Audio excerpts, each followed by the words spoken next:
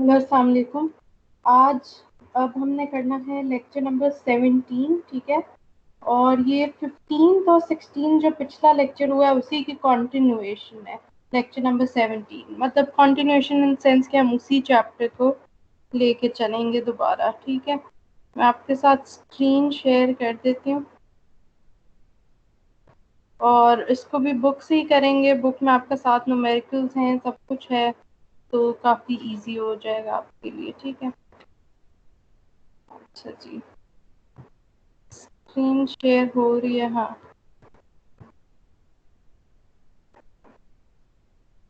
आ, हमारा page number था 35, sorry 35,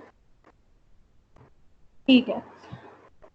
अच्छा, सिर्फ एक ओवरव्यू, ताकि क्योंकि चैप्टर कंप्लीट होगा तो हमें पीछे से पता हो कि हमने पहले क्या क्या किया है। कुछ भी इसमें ज़्यादा डिफिकल्ट नहीं था। इंटरेस्ट फार्मूलाज हमने किए, ठीक है। टाइम वैल्यू ऑफ मनी कर लिया था।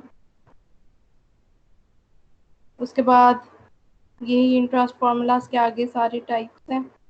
सिंगल पेमेंट कंपाउंड अमाउंट हमने की थी। Single payment present worth amount कर ली। फिर equal payment series compound amount.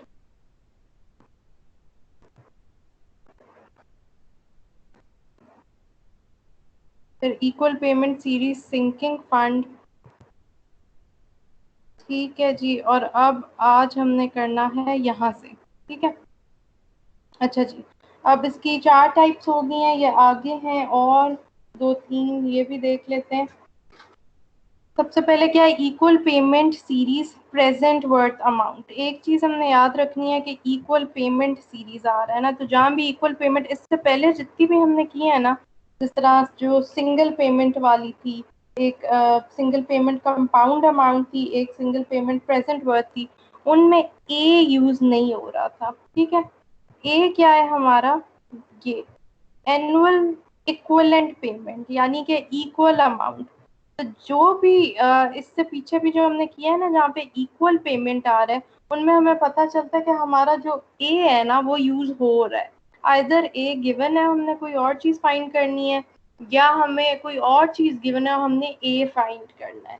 तो इसमें ये इक्वल पेमेंट या इक्वल अमाउंट ये ए के लिए है, ठीक है, ताकि आपको थोड़ा कंपैरिजन समझ आ जाए कि जो ऐसे वाले होंगे जिनमें इक्वल पेमेंट है उसमें एक ही कोई ना कोई बात है, ठीक है।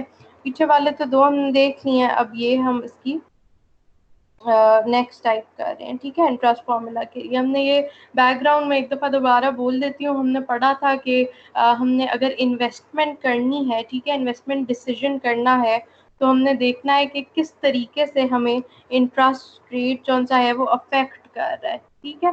तो ये उसके सारे तरीके हैं कि आप किस तरह देख सकते हो, इंटरेस्ट फार्मूलाज है। तो ये हमने सारे इसमें देख रहे हैं, ठीक है। इससे क्या है कि हमारी इन्वेस्टमेंट जो डिसीजन है वो हमारे लिए इजी हो जाती है, क्योंकि हमने बहुत से न्यूमेरिकल्स आपने देखे होंगे, जिस तरह अगर किसी ने 15 साल बाद के लिए कोई प्रेजेंट को फ्यूचर में देखना है, फ्यूचर अमाउंट फ्यूचर वर्थ में, ठीक है। उसके अलावा अगर फ्यूचर की अभी प्रेजेंट में देखनी है, बहुत सारी हमने एग्जांपल्स की हैं डेली लाइफ, जिससे आपको फिर चीज़ क्लियर हो जाती है। जिस तरह एक बंदे का था कि उसने अपनी सन के एजुकेशन के लिए इतने अरसे इतना पैसा रखना है, तो क्या होगा, कैसे फ़ायदा होगा, कितना उसको अभी इन्वेस्ट करना चाहिए, सेव करना चाहिए, ठीक है।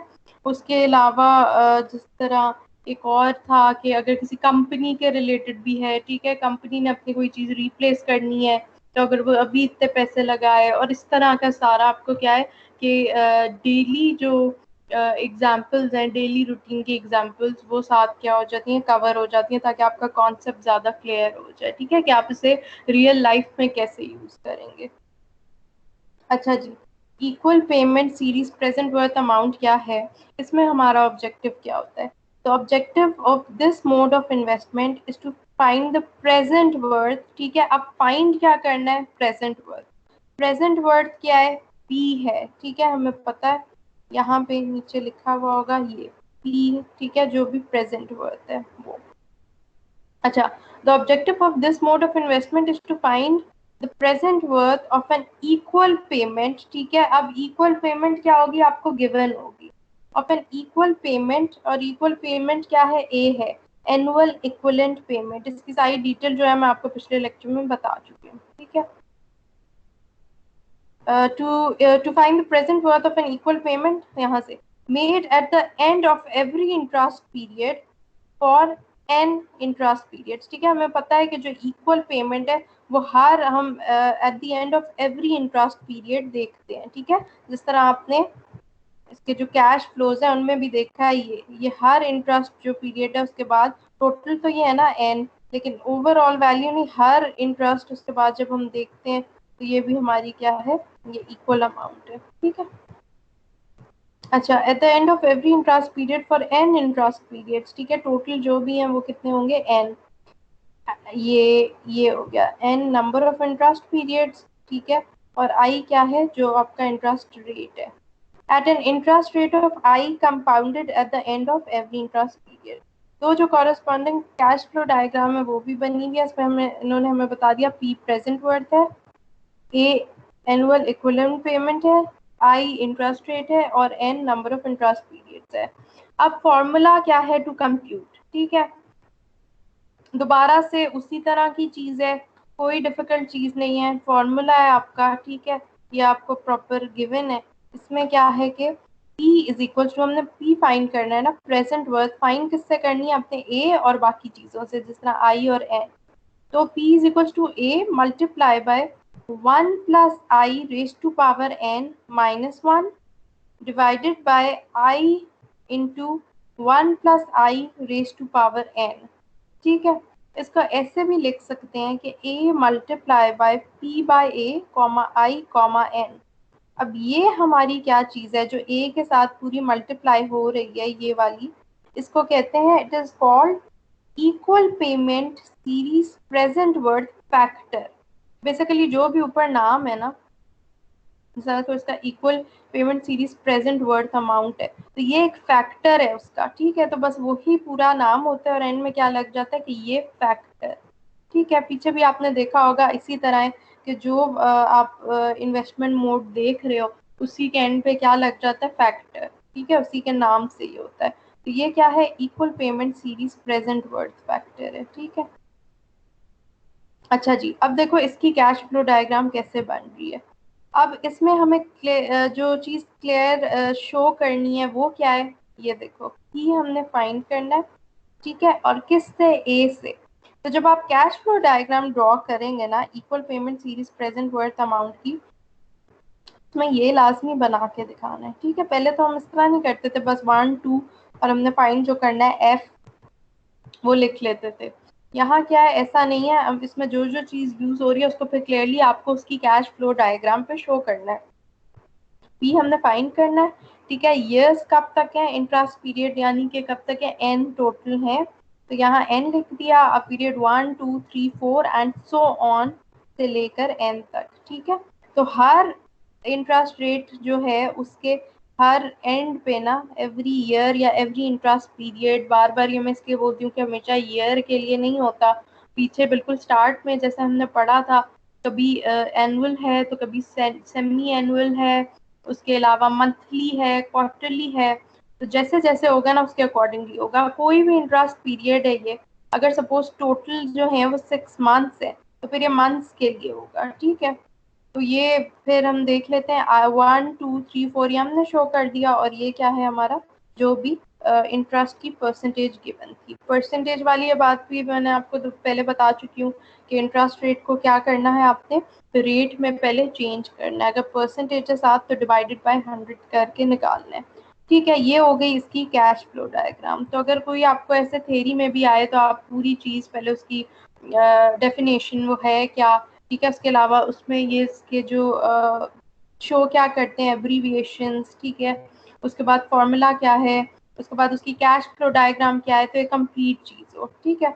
और अगर आपको न्यूमेरिकल भी आता है तो फिर न्यूमेरिकल में भी आप ये कैश फ्लो डायग्राम शो कर सकते हैं, ठीक है। जो भी आपकी वैल्यूज हैं वो पुट कर दो, आई गिवन है 15 लिख दो, एन जो भी है सपोज 20 है 20 लिख दो, जो भी आपकी वैल्यूज आई हैं वो आपने शो कर देनी है, ठीक है। अच्छा जी, अब क्या है, इसकी एग्जाम्पल है, एग्जाम्पल क्या है कि a company wants to set up a reserve which will help the company to have an equivalent amount of rupees 10 lakh for the next 20 years towards its employees welfare measures। ठीक है, हमें पता चल गया कि एक कंपनी क्या है, अपना रिजर्व अभी सेटअप करना चाहती है, रिजर्व रखना चाहती है, वो क्या है, which will help the company to have an annual equivalent amount। annual equivalent amount क्या है, A। इसका मतलब है पहली चीज हमें मिल गई annual equivalent amount A, जो कि कितनी है, ₹10 लाख। ठीक है, फॉर द नेक्स्ट 20 years। तो 20 years से हमें क्या पता चल गया कि हमारा जो एन है, टोटल इंटरेस्ट पीरियड है, वो क्या है, 20 years है। ठीक है, अच्छा, the reserve is assume to grow at the rate of 15% annually. जो भी रिजर्व है वो ग्रो करेगा एनुअली 15%। ठीक है, तो ये 15% क्या है, हमारा इंटरेस्ट रेट है। इंटरेस्ट रेट कितना हो गया, 15%। Find the single payment that must be made now as the reserve amount. ठीक है, अब इधर सिंगल पेमेंट वर्ड इसलिए यूज कर दिया कि हमें फाइंड सिर्फ वो सिंगल पेमेंट करनी है, यानी पी, जो कि अभी must be made now as the reserve amount. तो हमें पता है कि ये क्या है, प्रेजेंट है। अगर वो कहते हैं must be made after 20 years, तो क्या होता, हमें पता होता कि हमने एफ फाइंड करना है कुछ, लेकिन यहाँ पे जो टाइप है, जो इन्वेस्टमेंट मोड है, या जो आप न्यूमेरिकल देख रहे हो, उससे आपको पता चल रहा है कि मस्ट बी मेड नाउ, यानी कि आपको क्या फाइंड करना है, पी फाइंड करना है। तो ये मैं इसलिए आपको बार बार बता रही हूँ कि अगर आपको क्वेश्चन आए भी तो आपको उससे पता लग जाए कि हमें क्या क्या चीज गिवन है। ठीक है, और क्या उसमें से डेटा कैसे कलेक्ट करो आप। अब यहाँ क्लियर नहीं लिखा हुआ कि आपने क्या फाइंड करना है। ठीक है, लेकिन आपको पता है कि single payment that must be made now का आपका क्या मतलब है कि आपने प्रेजेंट वैल्यू क्या है तो देखनी है, पी निकालना है। ठीक है, या जो प्रिंसिपल अमाउंट जो फर्स्ट टाइम आप पे करोगे वो। अच्छा, ये सारे हमारे पास अब डाटा कलेक्ट हो गया। अब देखो ना, कैश फ्लो, जैसा मैं कह रही थी, अगर आपको न्यूमेरिकल आए तो आपने भी क्या करना है, साथ कैश फ्लो डायग्राम बनानी है। ठीक है, तो ये बिल्कुल सिंपल सी बात, कैश फ्लो डायग्राम बन गई, हमें पी फाइंड करना है। ठीक है, हमें पता है कि ए क्या है, जो एनुअल इक्विवेलेंट अमाउंट है वो 10 लाख है।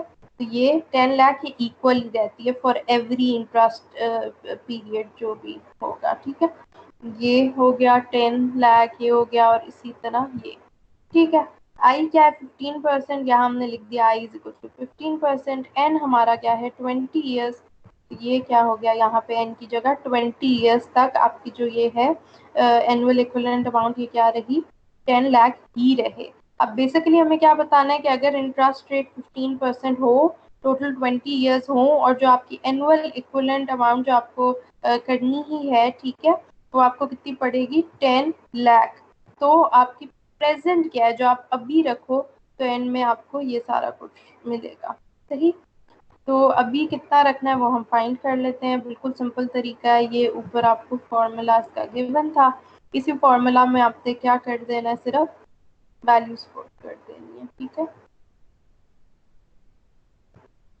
तो ये हो गया। अब यहाँ पे मैं वीडियो को हम इसमें क्या करेंगे, एक स्टॉप लगा है, क्योंकि आप अपने कैलकुलेटर साथ निकालें, और जिस तरह हम क्लासरूम में करते थे प्रॉपर साथ सॉल्व, उस तरह करें और देखें कि आता है कि नहीं। मैं भी आपके साथ साथ कर रही हूँ, कैलकुलेटर अपना साथ रखें। ठीक है, इसको पूरा क्या किया करें, सॉल्व किया करें। अब यहाँ पे फॉर्मूला क्या है, P is equal to A I plus 1 + I raise to power n -1 divided by I 1 + I raise to power n। ठीक है, ये लिख लिया। अब मैं साथ साथ क्या करूंगी, नोटबुक पे वैल्यूज भी लिख रही हूँ, आप भी लिखें, उसको कैलकुलेटर पे कैलकुलेट किया करें, साथ साथ थोड़ी बहुत कैलकुलेशन किया करें, ताकि आपको रिविजन होती रहा करे। ठीक है, अच्छा, ए आपका क्या है, 10 लाख, 1 इसी तरह आ जाएगा। आई की जगह अब आपने क्या पुट किया, आपको पता है कि आई 15% है, तो 15 को हम चेंज करेंगे डिवाइडेड बाय 100 करके, तो क्या आएगा, 0.15। ठीक है, तो आई की जगह हर जगह क्या यूज होगा, 0.15। ठीक है, raise to power N, N आपका कितना है, 20, तो एन की जगह क्या आ जाएगा, 20। -1 डिवाइडेड बाय, दोबारा आई की जगह क्या आएगा 0.15, उसके बाद 1 प्लस 0.15, एन कितना है 20 है। ठीक है, तो हम इस पूरे को कैलकुलेट कर लेते हैं। यहाँ पे आपको वही चीज़ जो मैंने आपको एक दफ़ा पिछले लेक्चर में कहा था कि आगे तरीका आप देखें कि कैसे निकाल सकते हैं, तो यहाँ पे वो सारी चीज़ें हैं। ठीक है, कि आपने कैसे कैलकुलेट करना है इसको। ठीक है, अच्छा जी, सबसे पहले हम क्या कर लेते हैं 1 प्लस 0.15, सही है, और इसकी रेज टू पावर क्या है, सारे के ऊपर क्या लगा देंगे, वो बात मैं दोबारा आपको कहती रहती हूँ कि आपने ध्यान रखना है। रेज टू पावर सारे होल के ऊपर क्या है 20, ये हो गया -1। ठीक है, इसके बाद क्या है आपका divided by 0.15 multiply by 1 plus 0.15 raise to power 20। ठीक है, आपकी वैल्यू क्या आ गई, बिल्कुल आप भी करेंगे तो इस सारी चीज़ की क्या आएगी, एग्जैक्ट यही आ रही है कैलकुलेटर पे भी, 6.2593 एग्जैक्ट ये आ रही है। अगर कभी नहीं भी आती, कोई आपका पॉइंट्स का फर्क रह जाता है तो कोई बात नहीं, ठीक है, लेकिन जो मेन चीज़ है, क्योंकि वो तो डेसिमल्स की वजह से थोड़ा डिफरेंस हो जाता है, लेकिन जो मेन है वो आपका वही रहना चाहिए। ठीक है, इसका 6 है, पॉइंट्स के आगे थोड़ा बहुत कोई अगर कोई मसला है, वैसे तो नहीं होगा क्योंकि एग्जैक्ट फिगर्स हैं। 0.15 आप यूज़ कर रहे हो इंटरेस्ट रेट और 20 एन यूज़ कर रहे हो तो यही आएगा, लेकिन फिर भी अगर कोई उसमें हो जाता है तो इतना इशू नहीं है।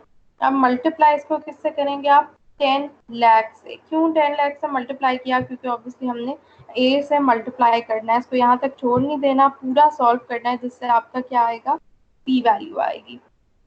वो कितनी आ गई, ये आ गई, ठीक है, 62,59,300 रुपीज।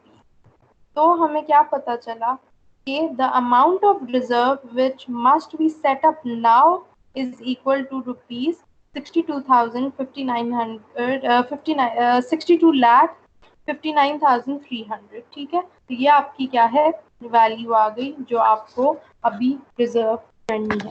ठीक हो गया, ये बिल्कुल सिंपल है, साथ सॉल्व करें, क्योंकि ऑब्वियसली मैंने आपको बहुत दफ़ा बता चुकी हूँ असाइनमेंट इसके रिलेटेड मिलेगी, क्विज इसी तरह का होगा क्वेश्चंस का, उसके बाद एग्जाम में हो सकता है या किसी भी चीज़ में अगर हो तो आपको आता हो। ठीक है, अच्छा जी, अब क्या है equal payment series capital recovery amount. ठीक है, यह आपकी नेक्स्ट इन्वेस्टमेंट मोड है इसके बाद। ठीक है, अच्छा जी, अब इसमें मैं एक दफ़ा रिकॉर्डिंग का चेक कर लूँ कि हो रही है कि नहीं जी।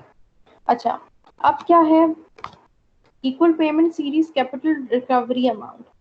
द ऑब्जेक्टिव, इसका क्या ऑब्जेक्टिव है, ऑब्वियसली हमें पता है इक्वल पेमेंट इसमें भी यूज हो रहा है, तो हमें ए तो इसमें कहीं ना कहीं होगा। ठीक है, ये देखें ए है। ठीक है, अच्छा जी,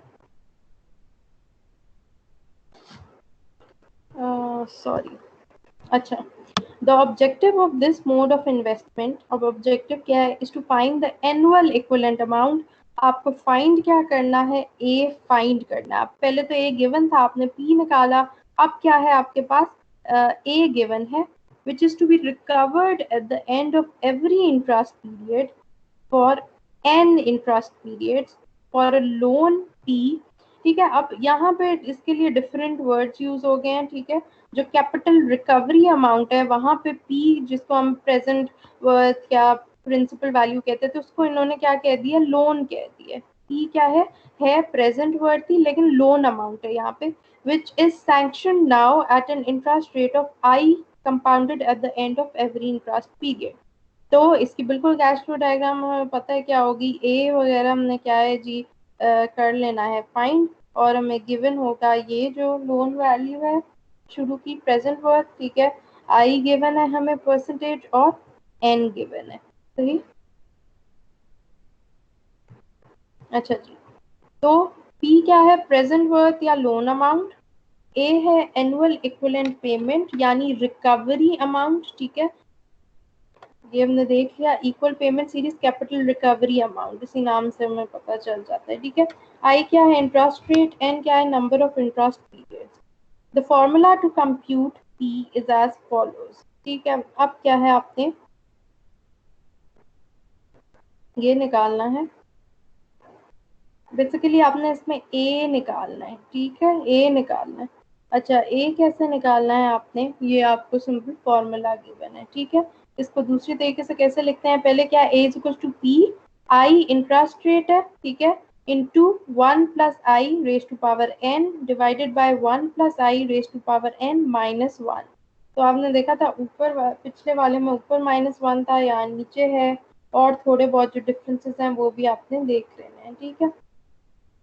तब P फाइंड कर रहे थे, अब A फाइंड कर रहे हैं, तो यहाँ P मल्टीप्लाई हो रहा है, ठीक है। P into A by P comma I comma N। अब इसको क्या कहते हैं, मैंने आपको बताया था, बस ये फैक्टर होता है, और जो नाम होता है आपके मोड का वही इसका होता है। आपके मोड का नाम है equal payment series capital recovery, ठीक है। ये अमाउंट, तो यहाँ पे ये जो आपका फैक्टर है वो क्या है, equal payment series capital recovery factor है, सही, बिल्कुल सिंपल है ये भी। अब इसकी क्या है एग्जाम्पल, हम देख लेते हैं। एग्जाम्पल क्या है, a bank gives a loan to a company to purchase an equipment worth rupees 10 lakh. अब यहाँ आपको पता चल गया कि परचेज उसने की, तो ये जो प्रिंसिपल अमाउंट है या जो परचेजिंग वैल्यू है, ठीक है, अमाउंट है जो उसने उसी टाइम जिसको पे करना है, वो क्या है 10 लाख। तो यहाँ हमें समझ आ गई कि ये क्या होगा, पी होगा। A bank gives a loan to a company, bank ने लोन दिया है कंपनी को एक इक्विपमेंट परचेज करने के लिए, जो कि कितने की आ रही है 10 लाख की, तो वो उसकी क्या हो गई, पी वैल्यू हो गई। At an interest rate of 18% compounded annually, ठीक है। ये हम सारा देख सकते हैं, सिंपल इंटरेस्ट रेट और कंपाउंडेड एनुअली वगैरह भी पीछे, ठीक है। तो इसलिए आप पिछले वाले लेक्चर्स भी गौर से सुने, ताकि आपको आगे वाली चीज सारी समझ आया करे। तो इंटरेस्ट रेट कितना है 18%।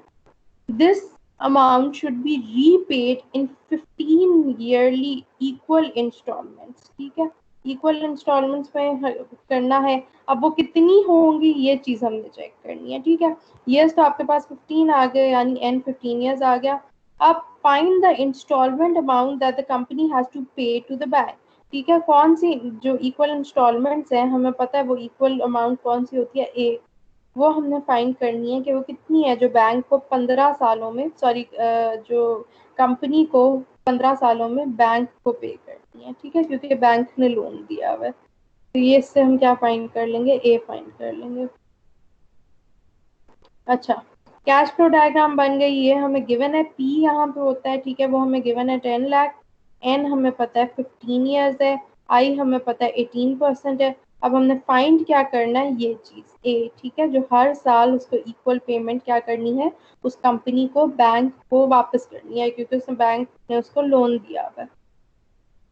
बिल्कुल सिंपल क्या है इसका, दोबारा से फॉर्मूला है, और वो क्या है, A is equals to P into I 1 plus I raised to power n divided by 1 plus I whole raised to power n minus 1, ठीक है। ये इसमें वही फैक्टर वाली चीज आ गई। अब दोबारा अब आपने ये कैलकुलेटर निकाल लें, ठीक है, इसको कैलकुलेट करके देख लें कि इसी तरह वैल्यू आती है कि नहीं, और ये आपकी प्रैक्टिस भी हो जाएगी, ताकि आपके असाइनमेंट को उसके लिए जब आए या एग्जाम में आए तो आपको प्रैक्टिस हो उसको सॉल्व करने की, ठीक है। अब यहाँ पे क्या है, ये सारी वैल्यूज पुट करो, इंटरेस्ट रेट की जगह 18 नहीं लगाना, बल्कि क्या लगाना है 0.18, क्योंकि 18% है, तो 18 डिवाइडेड बाय 100 करके वैल्यू लगाएंगे, ठीक है। ये हो गया, एन आपके पास कितना आ जाएगा, 15 आ जाएगा। तो इस सारे को अब मैं इस बार नहीं कर रही, आप बस इसको करके देख लें, ठीक है, क्योंकि बिल्कुल जैसे पहले हम कर चुके हैं वैसे ही है। इसमें वैल्यू पुट करोगे तो आपके पास क्या वैल्यू आ रही है, 0.1964। अब इससे p के साथ मल्टीप्लाई भी करेंगे इस पूरे को, ठीक है, ये जो फैक्टर था हमारा, सही है। इसको मल्टीप्लाई किया 10 लाख के साथ, तो हमारे पास आए ₹1,96,400। अब हमें पता है कि बैंक ने दिए 10 लाख थे, ठीक है, लोन, और अगर उसके ऊपर 18% एनुअल जो कंपाउंड इंटरेस्ट है वो हो, और पैसे 15 साल तक वापस करने हैं, तो हर जो इंटरेस्ट पीरियड है, ठीक है, साल ही था, आई थिंक ईयर्स ही पीछे इसमें होगा, दोबारा वही बात आ जाती है कि इंटरेस्ट पीरियड आपको पता नहीं है क्या हो, ठीक है। अगर ईयरली देखें तो फिर क्या है कि कितने पैसे उसको हर उस पर वापस करने पड़ेंगे हर इंटरेस्ट पीरियड पे, ठीक है। तो वो हमने फाइंड करना था, वो हमने कर लिया। उसको कितने करने चाहिए? 1,96,400। तो आफ्टर 15 ईयर्स ये अमाउंट जो है आपकी पी वाली जो फुल लोन है वो क्या हो जाएगा? पूरा हो जाएगा। तो annual equivalent instalment to be paid by the company to the bank is ₹1,96,400, ठीक है। तो ये हमारा जो सा है, आई थिंक, हाँ, आज के लिए ये वाला हो गया। लेक्चर नंबर आपका कौन सा था? लेक्चर नंबर 17 था, ठीक है। अब आपने बस क्या कोशिश करनी है कि आप अपनी प्रैक्टिस पूरी रखें साथ साथ, सही है। फॉर्मूलाज वाली चीज़ हम देख लेंगे कि कैसे आपने खुद लिखने हैं या आपको प्रोवाइड की जाए शीट, लेकिन फिर भी आप कोशिश करें कि आपको सारा कुछ खुद से पता हो, ठीक है। उसके बाद जो नेक्स्ट लेक्चर है उसमें हम जब कंटिन्यू करेंगे uniform gradient series annual equivalent amount, ठीक है। ये इसी तरह है, इसमें अब डिफरेंट क्या चीज़ आ जाएगी? जी क्या होता है? जब चैप्टर स्टार्ट हुआ था तब भी मैं आपको बता चुकी हूँ, ठीक है। लेकिन जब हम जैसे जैसे करेंगे ये इसमें इधर 1 क्यों आया, 2 क्यों आया, ये सारी चीज़ क्या है मैं आपको साथ एक्सप्लेन कर दूंगी, ठीक है। यूनिफॉर्म ग्रेडियंट सीरीज फैक्टर ये भी इसी इन्वेस्टमेंट मोड का क्या है? पार्ट है। और उसके बाद हम क्या देख लेंगे? अपना उसी के सारे न्यूमेरिकल्स वगैरह हैं, इफेक्टिव इंटरेस्ट रेट देख लेंगे और उनके भी क्या है आपके न्यूमेरिकल्स हैं, basis for comparison of alternatives, और ये आपका हो जाएगा चैप्टर, ठीक है। चैप्टर बेसिकली हम चैप्टर वाइज तो नहीं चल रहे, हम चल अपने उसके अकॉर्डिंगली रहे हैं जो हमारे पास लेक्चर ब्रेक डाउन है, ठीक है। टॉपिक्स हैं जो, तो वो मैंने आपको जैसे बताया है कि अभी मैं आपको साथ साथ भी बता रही हूँ, लेकिन अलग से लिख के भी प्रॉपर बता दूंगी, ठीक है। जितने भी लेक्चर्स हमने कंप्लीट किए, अभी ये हमारा कौन सा लेक्चर कंप्लीट हुआ है? 17 कंप्लीट हुआ है, तो वो उसके अकॉर्डिंगली हम देख लेंगे, सही है। तो ये आपका ओवरऑल क्या है सारा चैप्टर था। अब मैंने जो आपके इससे रिलेटेड असाइनमेंट है वो मैं आपको दे रही हूँ, ठीक है। इसके साथ ही थोड़ी देर में शेयर हो जाएगी इस लेक्चर के साथ, ठीक है। वो अब मुझे चाहिए, डेडलाइन वगैरह सब साथ में लिख देती हूँ, इसलिए आप इन वाले जो भी लेक्चर्स थे इस वीक के, लेक्चर नंबर 15, 16 और 17, उस पूरे को कवर कर लें, आप पढ़ लें, ठीक है। और उसके बाद क्या है कि वो 15, 16, 17 आपका होगा, तो वो असाइनमेंट आपकी इसके रिलेटेड ही है, ये जो यहाँ पे गिवन है सारे न्यूमेरिकल्स, फॉर्मूलाज वगैरह, ठीक है। तो वो फिर आप, अच्छा जी, ये हो गई हमारी डिस्कशन इसकी, जो हमारा क्या है लेक्चर था, 17 लेक्चर था। इसके आगे वाली जो चीज़ें हैं वो भी फिर नेक्स्ट कमिंग उसमें कर लेंगे, ठीक है जी। पिछला आप 15, 16 को लाजमी करें पहले, फिर ये 17 लेक्चर अटेंड करें, क्योंकि ये क्या है उसी की कंटिन्यूएशन है, ताकि आपको सारी चीज़ें समझ आए और साथ के न्यूमेरिकल्स वगैरह भी प्रैक्टिस कर लें। सही हो गया।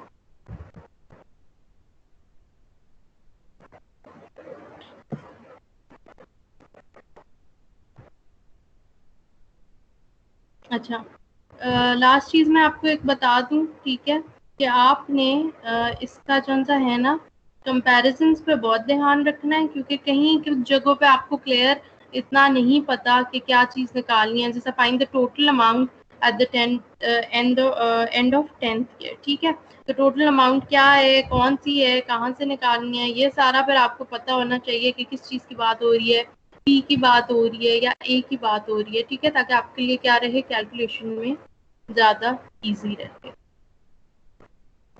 ये, ठीक है। ये तो मैंने आपको सारे एक्सप्लेन कर दिए हैं, लेकिन फिर भी जब क्वेश्चन आएंगे तो वो थोड़े क्या आएंगे, एग्जैक्ट इस तरह के नहीं होंगे, थोड़ा बहुत डिफरेंस होगा, नामों चीज़ों में डिफरेंस होगा। फाइंड द इक्विवेलेंट अमाउंट की जगह हो सकता है कोई और बात लिखी हुई हो, ठीक है, कोई इक्वल अमाउंट या ए या कुछ भी, तो आपने फिर उसमें से क्या है खुद ही डाटा क्या करना है, कैलकुलेट करना है। जैसे पीछे एक टॉपिक था उसमें मैंने आपको बताया था मेक, जो बाय डिसीजन थी कि मेक वाले में से कैसे डाटा निकालना है, टेबल में से बाय के लिए कैसे निकालना है, तो वो चीज़ आपने क्या है अपना सॉल्व करते हुए ध्यान में रखनी है, ठीक है जी।